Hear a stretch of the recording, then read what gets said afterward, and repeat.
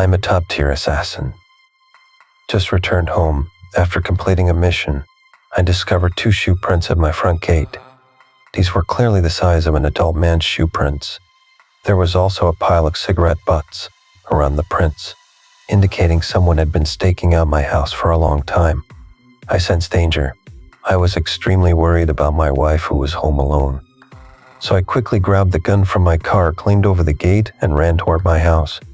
I saw footprints again on the small path outside the house. This meant the enemy had already broken into my home. I immediately loaded my gun and cautiously entered the house to search. My home was already in complete chaos. The walls were covered with blood stains. My wife was nowhere to be found. I hurriedly picked up the phone to contact my wife's brother. Only then did I learn that my wife had been beaten and hospitalized. My wife weakly told me, "A large man suddenly broke into our home. He didn't say a word, seemed to be searching for something.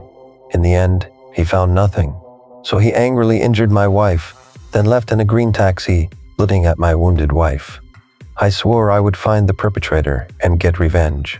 The only clue I had was the green taxi. Soon I found 2 similar taxis, but I didn't take any action. Instead, I wrote down the company names on the taxi doors. That night I went to that taxi company. I pretended to be in trouble and asked the night shift worker for help. When the worker opened the door for me, I quickly put on a hood and held the worker at gunpoint as I entered the company.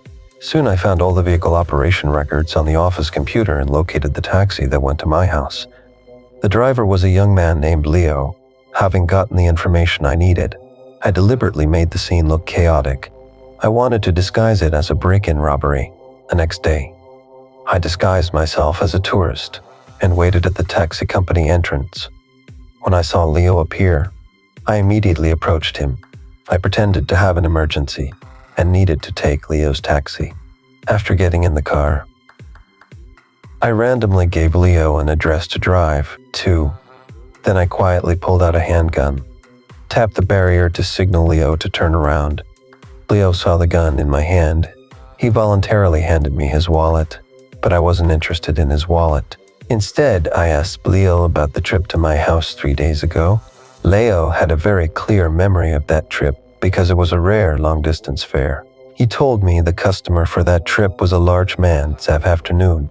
The large man got in his car at the airport and went directly to my house address.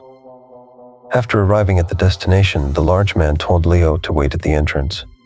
He went into the estate alone. About an hour later, a large man came out of the estate, then returned to the airport. The whole way, Leo told me everything he knew.